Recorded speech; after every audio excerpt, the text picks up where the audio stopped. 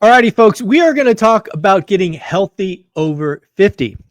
Yes, Anna Kelly and I are both over 50 and have had a really good run of getting healthy. We're going to talk about what we are doing, what we may have tried in the past that simply did not work, and just give those folks who are over 50 some hope if they want to go on a health journey that it is possible. Anna, you're looking amazing. This health journey you're on is really working for you. Thank you. Thank you so much. I guess that's the only good part about admitting that I'm over 50. It's been like, I don't know, 9 months now, and I'm about to be 51 in November. And I'm like, wait a second, how did I get that 50 and up? But the nice thing is you kind of start to be in a phase where you have, especially for us, and thank God for real estate, right? And giving us financial freedom. I have more time to take care of myself and to invest in myself, and not quite as high of the level of responsibility when you're in your 30s and early 40s and raising young kids and running and never being home to eat healthy all the time. Like, I have more time now to dedicate to myself, and that's, one of the differences is just being able to have the time and quite frankly the money to invest in myself. And it doesn't have to be expensive, but there's definitely things that cost more to be really healthy. And I'm thankful that I've been in a position where this last year I've really focused on my health with a significant time commitment and investment in getting healthy. And I feel amazing, which is the most important part. Yeah, absolutely. I guess the first thing I would say, both from, I like this conversation because, I'm male, you're female, right? So we really hit both sides of, over 50. And I think the first thing you could do if you can afford it, obviously for some folks, money is tight. You've got to go get your blood work done. Yes. Right. And, I obviously working with a doctor, is important, but yeah, I had to go get my blood work done. I think I spent like, I don't know, $1,000 getting a whole battery of blood work drawn and tested, which was really the start for me figuring out where I was weak or where what was low and what wasn't. And that was really where my health journey started early January, is just figuring out what's going on inside my body. And that was really the first time I'd ever had blood work done. Wow. Before that, my health journey was like, just the standard bro science, right? Eat protein, work out, all of that. I never even thought about looking what's going on inside my body. So if you're over 50 or whatnot, I strongly suggest getting some blood work done to figure out what's going on inside and see if there's any warning signs that you need to take care of. What do you think? Absolutely. And I'll tell you this is something I have done. I've had blood work done because I started to really gain weight quite a bit, like after I had my last child in my late 30s. And early 40s. And I would just, I was doing all the things I did when I was younger that didn't work anymore. I did keto and low carb since I was 22 or 23 years old. And generally speaking, a low carb living, generally speaking, is very good for most people because it helps you to fight insulin resistance, which ultimately is what causes most people to start becoming overweight, obesity, and then it leads to things like all the metabolic diseases of obesity, heart issues, diabetes, Alzheimer's, they now call type 3 diabetes. So I had gotten blood work multiple times and like, why am I suddenly gaining so much weight, even doing all the same things, and my blood work would look borderline. And this is one of the things that I'm learning is you can be in a normal, but it may not be normal for you. And so it's important when you get blood work to not just look at the ranges and have a doctor that's going to go, oh, you're normal.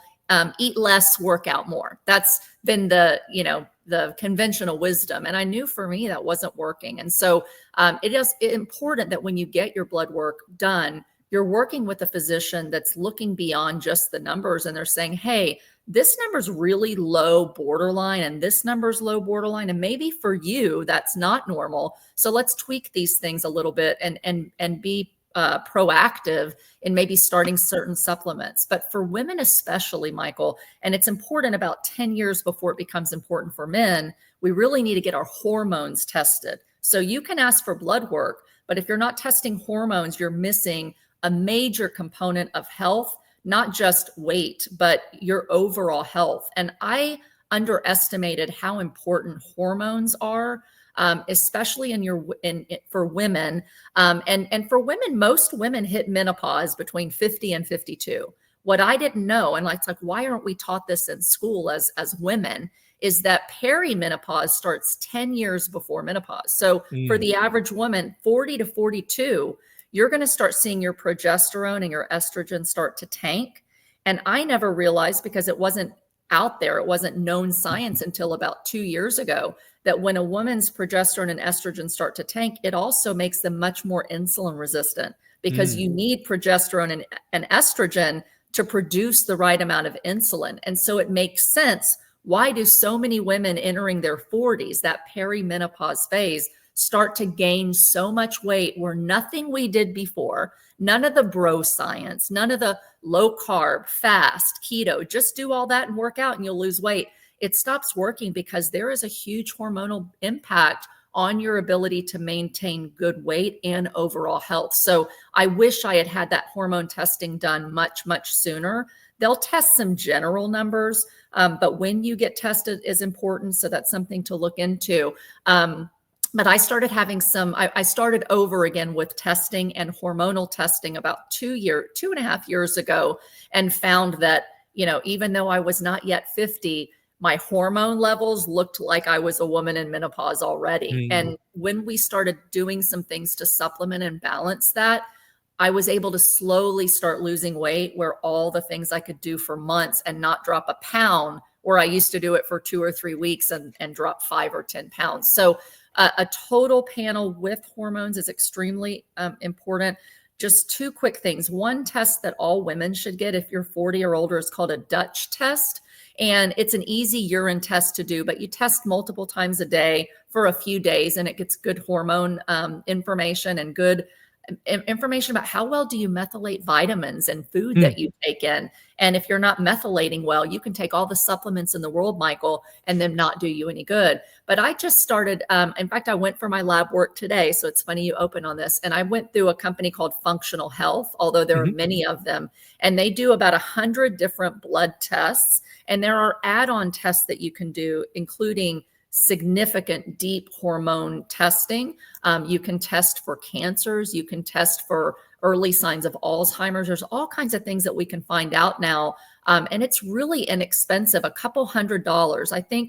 I think mine was $365 with a promo code or something like that, which is less than I paid with my insurance to get less testing done a year ago and 6 months ago, as I was looking at my hormonal progress and my progress with my weight.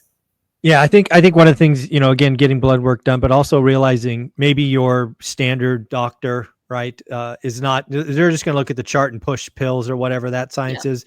I actively went out and found a doctor who's interested in, and he calls it biohacking, stem cells, exosomes, all of that, kind of really going in and figuring on what's going on in your body, as opposed to, the charts of the ranges. So again, find somebody who's going to, do those tests and really have a conversation with you, because each of us is unique and different, and you got to know where you are if you want to know where you're going. So that's pretty cool. The next thing is, I think it's fair to say both of us have dropped some weight this year. Do you want to share how much you're down since you've started this? Since I started the hormone testing and getting really serious, about 100 pounds. In the last 13 months, I've lost 92 pounds. So it's amazing. And the thing about it, Michael, and I'll just tell you, I mean, I had done, you know how researchy I am, if that's a word. I research everything. Oh, it is. I've gone all in on my health and learning about weight loss and weight control and muscle health and hormonal health for years, and did all the things, and they just quit working. And I didn't understand why. And one of the things that I realized too is especially, again, for women, we're talking 50 and older, but really in your 40s and older, because of the hormonal changes, I was shocked to find out, Michael, that all of the studies that are done on health and weight loss, 97% of them are on men. 97%. Only 3% of all funding, private and federal, goes toward women's health. And of that 3%, over 90% of it is focused on cancer and infertility. So beyond cancer and infertility, most of the studies that tell you, hey, is fasting good for you? When should you fast? How much should you fast? Is keto and low carb, and what should you do? they're almost all done on men with a few women's interspersed. And so if you look at a bell curve, you can say, hey, fasting's amazing. It's what's going to stop insulin resistance. Well, for me, Michael, I was consistently doing keto, intermittent fasting, working out, and extended fasting, but my insulin levels kept going up and up and up, and I started gaining instead of losing.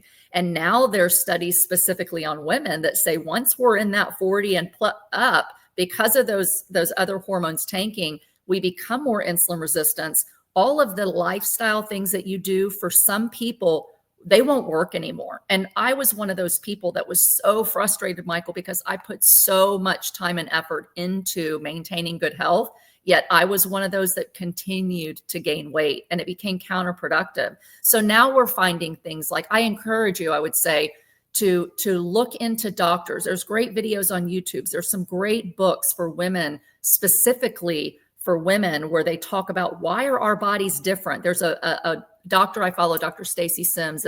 She has a book called Roar, and she wrote a piece called Women Are Not Small Men, and has a great TED talk on that. And basically saying our bodies are different. And so we can try all the things. And for some of you, it may work. But when it doesn't work anymore, it's probably hormonal, and you should start looking at those things. And so, again, because I had done all the things to really regulate blood sugar, I found that they were no longer working for me. So I did get on a drug called tirzepatide. It's known as Mounjaro or Zepbound.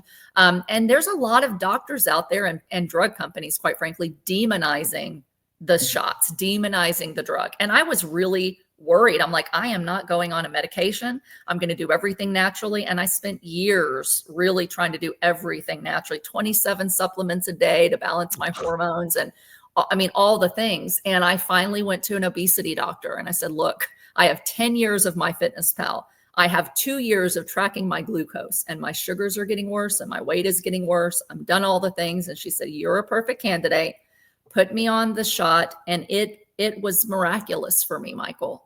It's the thing that I needed. I'm still doing all the other things. I still do some intermittent fasting. I still eat low carb. I still work out. Now I'm focused on lifting more and doing less cardio, which is important for women our age, and keeping strong bones. But I do have to be totally honest, and I'm not embarrassed at all. I was in the beginning, but I went on tirzepatide, and it was the thing that allowed it makes your body make enough insulin so that you don't store all your sugar and all your food as fat. And by simply regulating your pancreas's ability to produce the right amount of insulin, you naturally shed tons of fat. But more importantly, Michael, because I had that blood work done before, in the middle, and then after I reached my healthy weight goal, I know that all of my health numbers improved, every single number: inflammation, heart, cholesterol, every single number got much, much better. And so it is a drug that I will have to most likely be on the rest of my life, because once you reach about 50, 52, those menopausal years, insulin resistance just gets worse, and the hormones you need to support them gets worse. And so most women will start to gain a ton of weight. It's very frustrating, and very few doctors know how to help you. So it's important that you start looking at some doctors who really focus on women our age, and tools that you can use to get healthy and stay strong for the rest of your life. Yeah, one of the things that's really interesting about our stories is we're both cutting down on cardio and adding weight. And it's really funny when you look at kind of the statistics, and again, obviously a lot of mine are going to be male oriented, but grip strength and lots of indicators about how healthy you are is you got to lift some weights, you got to lift heavy, you got to maintain muscle, right? The muscle deteriorates, I don't know, 6% a year after 50 or whatever it is, some big number. Yeah. So you got to fight to keep it. And that's something that I think is all of us over 50 should think about some weight training. It's not all about endless cardio at the gym, maybe like when you were 20 and made of plastic. We've got to fight for some muscle. Absolutely. And it's one of those things. I mean, I've lifted weights on and off since I was probably 22 years old. And so not as much in the last, few years because of busyness, but I did lift at least a couple times a week. But I was using that, the whole idea of lots of reps and low weight instead of low reps and high weight. And because that's what we were taught as women for years and years and years to do, but I did a lot of cardio because I'm trying to lose fat. And you're going to hear different schools of thought depending on who you decide to follow. And, different, again, if you're a woman, follow women doctors who are studying women's physique and women's muscle and women's fat. But generally speaking, it's very difficult to both lose fat and gain muscle at the same time, because to gain muscle, you do need more calories. And to lose fat, you need to burn more calories generally. And again, there's debate on calories in, calories out. It's definitely important. It's not the most important. The hormones are. But it is really important to understand that as we get older, you have to have enough calories in order to support muscle growth. And if you're doing too much cardio, you do break down more muscle as well as that fat. So anyone that's losing weight, no matter what the diet and exercise program, loses about 25% muscle as you're dieting. And I never knew this until recently, because of the claims that the shots make you lose more muscle. Really, they don't, especially tirzepatide, it preserves. But anytime you're dieting or doing a ton of cardio, you lose that muscle. And for us in our age, that muscle is so much harder to build back.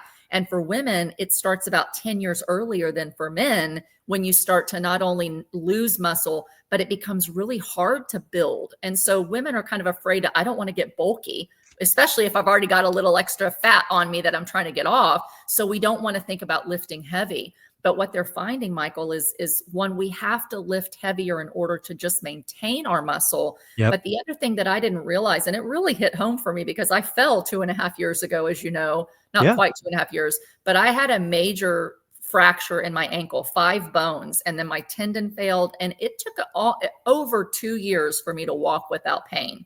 It was a really devastating fall.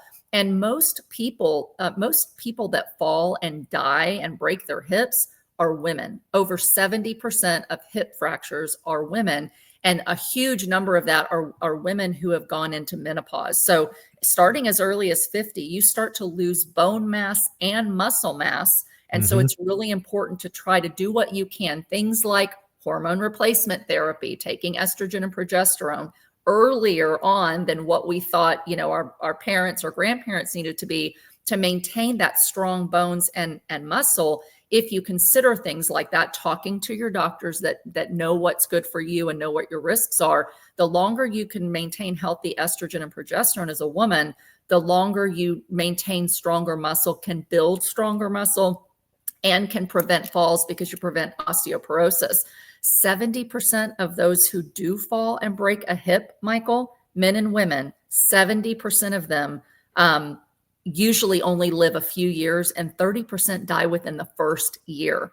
So it's one of the ways that you prevent falls is you have to be stronger and you have to work on agility exercises. So while I've cut down on the cardio, I'm lifting, 3 sets of 6 or 3 sets of 8 at the max weight until you're at failure. That seems like it's not a lot, but it is what's needed to build the muscles, but it also builds bone. And then moving on agility exercises where you're, going between cones and you're doing fast feet and you're learning how to avoid falls so that if you do fall, your muscles are faster and stronger to be able to absorb the fall and less likely to break something that really puts you into being sedentary for so long that you end up losing a significant amount of muscle just recovering from a break. So that's where my focus has been, is very little cardio. I walk every day now. I do my bike a couple times a week, but I'm not going like to max target heart rate. I'm just staying kind of in a healthy, comfortable zone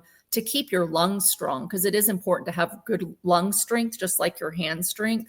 But I underestimated how important it is and how serious it is to your health to build muscle in our 50s and 60s, and how much harder it is to do so if you wait too long to start.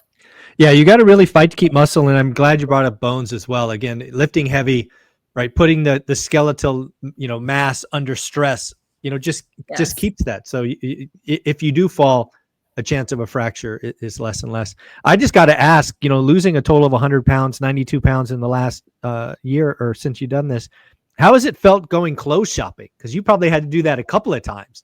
Well, I didn't. Unfortunately, a lot of women will relate to this. I've yo-yoed up and down most of my life. Mm. I'll tell you what was the best feeling. I don't know why back then, but I kept my wedding dress and the outfit I got engaged in, and a dress that was like one of my favorite dresses that were size twos. And I thought, I will never, ever, ever see a size two again. Yeah. And my husband pulled out, he was down in the basement cleaning up and pulled out this box and brought up the outfit that we got engaged in. And I put it on and it fit. So that was like Nice. the best feeling. I didn't try on the wedding dress. So, I've gotten down to between a 2 and a 4, depending on what it was. And Michael, I got up to a 16. And so Wow. huge You're difference. But half I a person. kept half the person. So I kept some of my clothes. Women may not tell Okay. you, but we're being real here. We keep some things you hope you'll get in it. But I was like, I'm not going to go real shopping until I get to my healthy weight range. And so once I got to my healthy weight range and I knew, okay, this drug works for me, all the things I'm doing works for me, I'm never going back. And I donated, gave away, and threw out all my stuff. And this summer, I have finally gone clothes shopping. I'm committed not to losing anymore, but just now building, Yeah. stronger muscle. And so I have been able. It's like the first time I went in a store, and I'm like, I really like how I look in all of my dresses. Felt really, really good. It really did. And you underestimate how much it impacts you when you're carrying extra weight, Yeah. especially when you've struggled for so long to fight the battle and just can't win no matter what you do. So yeah, it's a really good feeling to be able to say, hey, I look good in my clothes. Now, Yeah. do I look like I did 25 years ago? No. Am I as strong and as firm? No, but I'm healthy. And that's, when you reach your 50s, it's not about looking like a model anymore. It's not like looking what you did, but it's about, are you strong and healthy? So I Yeah. feel like I look much better in my clothes. I enjoy that, but I feel healthy. I have less brain fog. I don't stumble over my words as much. I don't need 3 cups of coffee to have my brain turn on. Like I Mm. have less brain fog. I sleep better Yeah. with the weight off, which is another huge thing. Sorry to kind Yes. of divert into here, but prioritizing sleep and Yes. stress relief is one of the other things that's so important, because if you are high stress and you don't sleep well, your cortisol levels go through the roof, and then your adipose fat, your visceral fat around your stomach and organs, actually draw more fat to it because of the cortisol. And so I feel great, and I have so much less inflammation than I did before. So my ankle doesn't hurt anymore. And part of that's reduction in inflammation. Part of it's the fact that I took off 100 pounds of weight, Yeah. on those joints, that we're trying to heal. But yeah, I feel amazing, and I sleep a lot better. And so I've also really prioritized over the last really 2.5 years, making sure that I'm de-stressing. I sit in a massage chair, or I get in the sauna. I bought a Mm. sauna. I get in the hot tub a couple times a week before bed, just to kind of bring my stress level down and to allow me to sleep. And I take magnesium at night, which really Mm. has been starting to help me sleep better. So those are some things that are really important for us as we age as well, Michael, because there's a lot of studies that show men especially, but also women who lack sleep.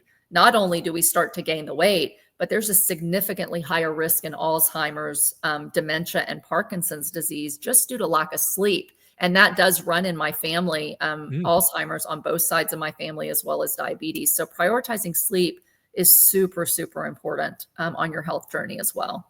Love it. Love it. Well, I'm curious, in the last year or so, since you've been on this health journey, we've already you mentioned MyFitnessPal, which is something I use as well. Again, you've got to track what you're eating, macros, all of that. It is important. Are there any other, I'll call them gadgets or things that you've picked up over the last year? They're like, wow, this has helped me a lot. Yeah, my Fitbit, Yeah. I had one before. I didn't always look at it, but it does help me see how many steps I'm getting in. Yeah. And a one struggle has been with me, not that I mean, I exercise, but you can exercise an hour a day, but if you sit all day, it's not enough, because if we're sedentary, not only do you put on more weight, but there's all kinds of other issues with your lungs and your heart, blood vessel flow and all that Mm. kind of stuff, loss of muscle if we're sitting all day. And so the Fitbit makes me track my steps and make sure I'm getting a healthy number of steps. And really the minimum steps you should get from everything I'm reading, minimum is 4,000 a day. At 8 a day, I don't remember the exact statistic, Michael, but the reduction in all cause death goes down precipitously. I think it's like in the 50-60% reduction of all cause death if you walk 8,000 steps a day. So, you know, if you can target that, you take something that makes you think about it. Also, just setting my calendar to remind me to get up. Like, okay, I've got this meeting and this meeting and this meeting. If you can get up every hour and just do even 5 minutes of squats or walking, it's that continual steps in throughout the day that makes a big difference in your health outcomes all around. So the Fitbit I really like. Fitbit, you can also track a lot of other things like MyFitnessPal. You can track your water intake, which is really important. I like MyFitnessPal that I can track my carb and protein ratios. And I've done that for years and years. Actually, I eat more carbs now than I did before because I was so afraid of carbs because I am so insulin resistant and sensitive to that MyFitnessPal, I would, eat maybe 20% carbs and everything else was protein and healthy fat. Now I've adjusted that. And so now I eat a lot more healthy carbohydrates to build muscle and I'm still able to lose weight. If you do fasting, the Zero app is a really good app that you can track like how long you're doing intermittent fasting. And it's wonderful for a lot of people. I'll just quickly say for women, they're finding we should not skip breakfast, that we actually start to break down muscle within an hour of waking when we're in that perimenopause to menopause. So skipping breakfast is not good, ladies. I did it for a long time and it made things worse. But intermittent fasting is wonderful. So I think those are my main things. The only other thing I would say is I did buy, and it really helped me in my journey to figure out what was wrong and what worked for me, is I bought a Keto Mojo. And a Keto Mojo, essentially, you prick your finger, it doesn't hurt. You've got a little pin, and you have a strip that will test your blood sugar, and you have another strip that will test your ketones. So if you're one that wants to get into ketosis, it's wonderful for a lot of people. Ketosis allows your body to basically shift from being a sugar or carb burner into fueling on your own fat stores. So if you can get into ketosis, you will burn a lot more fat. And so it's very good for a lot of people. But by using that Keto Mojo, not only seeing if I was in ketosis when I was fasting or eating, but more importantly, to check my glucose numbers. Because a lot of people suddenly freak out when they figure out they're diabetic and they had no idea, because we become more insulin resistant as we age, and 72, I think, % of the population will become insulin resistant and pre-diabetic to diabetic at some point. So testing my glucose, Michael, was what allowed me to see, hey, is all this fasting and low carb stuff working, or is my insulin resistance still getting worse? And I found that for me, it was really eye-opening. I could eat a meal and my blood sugar recover very quickly. But in the morning, my fasting blood sugar for about a year was getting higher and higher and higher. So even when you're fasting and not bringing in any food, your fasting morning blood sugar should be really low. Mine kept rising. And I wouldn't have known that if I was not testing consistently with that. And that data is what allowed my doctors to say, wow, you've done all the things and you're just at a point where you have to have help for your pancreas to keep that blood sugar down. So that was one that I'm very thankful that I invested in. That helps me a lot. Yeah, for me, like you have a Fitbit, I have this little Aura ring that I wear. How do you like that? I've thought about it, but I haven't bought one yet. Yeah, for me, it works. I mean, again, it's not cheap, right? I think these are $300 or $400. But the thing for me was sleep. Yeah. Right. And obviously now it tracks my heart rate and things of that nature. So I enjoy it. It gives me additional data. For me, Olivia tells me I snore. So we're getting a device to help me not snore. So it's helping me sleep deeper and whatnot. So it's, again, anytime you can get more information, MyFitnessPal, the Aura Ring. I'll tell you one thing that I think is black magic, frankly. Because I'm trying to eat between 180 and 200 grams of protein today, which it's a lot of protein. Yeah. I got what's called a Ninja Creamy. It basically allows me to create protein ice cream. So in a blender, I'll put 4 or 5 scoops of whey protein. I will put a quart of Greek yogurt, usually vanilla, and then I'll add, muscle milk or something, which is usually 30 to 40 grams of protein. Yeah. So it's all protein. Then I mix it up. I pour it into these things, and it basically turns into a big old ice cube in the freezer. I take the ice cube, which is basically a quart. I put it in this Ninja Creamy. Then it gets loud for 5 minutes. And then all of a sudden I have ice cream. All right. It turns this block of ice into this just wonderful ice cream. And I eat 50 grams of protein every night. And my body thinks it's ice cream. So it's like, that's like black magic to me. So. Okay, I think that's going to be my birthday present, maybe early before I turn 51. That sounds so yummy, because I can't tell you, I've never been a big ice cream person, just because I know what it does to the hips, right? But I like it. I like it. And so, I'd buy like Greek yogurt that tastes like caramel and eat that while everybody else is eating their ice cream. Or I've tried the keto ice creams and they're really not that great. I mean, there's some that are okay, like a Halo. But anything, I have a Ninja. We actually just bought a new one. That has like the different tops that you can take with you as well. Sure. But that sounds so good. Ninja Creamy. Those hacks, that's so important. Another thing is I have really upped my protein, because when I did keto, it's moderate protein, but not too much, or you can't stay in ketosis.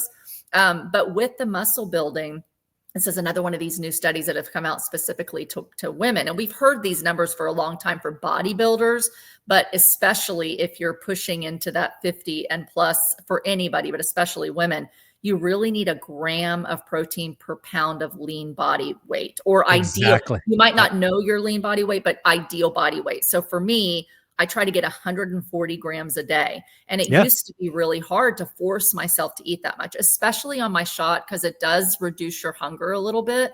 But I like things like I do the high protein Greek yogurt. So now the oikos and ratio makes some that are like 20 grams a piece. And then you throw in your flaxseed and your chia seeds and things like that are good for your hormones. But also this hack, my son actually found them. Now I drink IsoPure water. And so it's 32 grams of protein, but it tastes like a Gatorade. So there's times when I have to force myself to drink a 40 or 50 gram protein shake. And, we try to get most of our calories from real food. So eggs and chicken and steak. And so we've been eating a lot of that. But there's nights when I'm just too busy. We've got kids that are in sports where it's like, I just can't get myself to eat another bite of anything. Or if you can find something good like that feels like a dessert or feels like a it's nice amazing. So I'm going to add the ice cream thing. IsoPure is great. Greek yogurts are great. Meats are great. Another thing that I found, Michael, that I really like, and my kids actually like them, it's by Paleo Valley, and they're on the go meat sticks, but they have no nitrates and preservatives. So they don't last as long, but you can buy like 100 for $99. They have all kinds of flavors. So now, rather than being like, crap, I'm on the run, I'm going to go, get a protein bar, which a lot of them are filled with all kinds of junk that you don't want at the store. I can just pull out a meat stick and, have that on the fly, and they're a lot healthier for you. So there's lots of good hacks, but having a lot of protein, it's so important as we age, especially just to maintain our muscle mass. Yeah, the Ninja Creamy is amazing. It literally, when you take it out of the freezer, it looks like a big old ice cube, and then you put it in the machine. It does its thing for 4 or 5 minutes. It's loud, but when it's done, it's like, this is freaking ice cream. So here's the other thing I did. I bought a Hume Body Pod. It actually goes in and measures fat, muscle mass, so I can track this daily, what's going on. It's on my phone. So again, you need something else other than a scale, like just like body weight. But this one does, fat percentages, lean mass, all the way down to different body parts. It's the Hume Body Pod is great, and I'd get on it every day to see how I'm doing on my health journey. So yeah, they're really good. I bought one called an InBody machine, and it does have an app as well. One thing that I do recommend, they're really good to give you a baseline so that when you're losing weight and when you're putting on muscle, you can see the trajectory of the changes. Don't rely on it for exact body fat percentage. Because they're as accurate as they can be without being a DEXA scan. But I did actually go get a DEXA scan a couple of months ago. And I'm going to be honest with you, I was a little disappointed, Michael, because my InBody said I had lower body fat percentage than I really did. But they at least let me see the trajectory of, I wasn't losing muscle. I was losing fat, but I was pretty well maintaining my muscle. And that was a concern with the shot I was doing. But when I went to get the DEXA scan, which I'd recommend everybody go do, They Yep. used to be really expensive, like $800, $1,000. There's a lot of new bone clinics that'll do Yep. it. It was $50. So I got Yes. it done for $50 cash, and it will give you a scan of your bones. So it'll show you your bone density and whether it's decreasing. And mine decreased just a little bit, but it shows you body part by body part. So your arms, your legs, your trunk, and your visceral fat. And I was able to see that, like, through my weight loss, the vast majority of it was my visceral and abdominal fat, which is the most unhealthy part. So if you can lose that belly fat around your organs, your longevity goes way up. Now, my arms and legs were higher body fat percentage than I would like, but where it was really important went down. And so it was neat to be able to see. So if you can find one that's inexpensive, it's great to maybe do a DEXA scan, then go get the Hume or the InBody, and then a year from now through your journey, see what those changes are. But the scales are great, and they at least allowed me to see, hey, I did notice, Michael, like if there were days where I really wasn't getting a lot of protein or I wasn't lifting, like my muscle would go down just a little bit. And so it was like, okay, I got to really focus on that muscle. So it's a great tool. Everybody should go get one. I totally agree. Yeah, I had a DEXA scan to start this journey January 2nd, and it said I had 34.8% body fat. That's where my journey started. So I'm nowhere close to that now. I think I'm down 40 pounds. So that's amazing. We'll see. I'm trying to get sub 10. 7 months. That's amazing. Yeah. It's been fun. So yeah, this has been fun. I love everybody. You can do it. That's the last thing. Just like getting rich, getting healthy is something you just have to believe you can do it. Even if you tried lots of things, as both Anna and I have shared, we're not doing things that we did in our 20s anymore. We got to know where we are and what's right. And the science is changing. So folks, if you want to get healthy, it's the same thing. Get focused, get active, do it daily. Little habits, little discipline goes a long way. Anna, where can people find you? Great. You can find me on your show. You can find me on social media at Anna Kelly REI Mom, and for real estate and wealth coaching and consulting, AnnaKellyInvesting.com. Thank you so much. You're amazing. Congrats on being half a person, down 100 pounds. That's amazing. Thank you.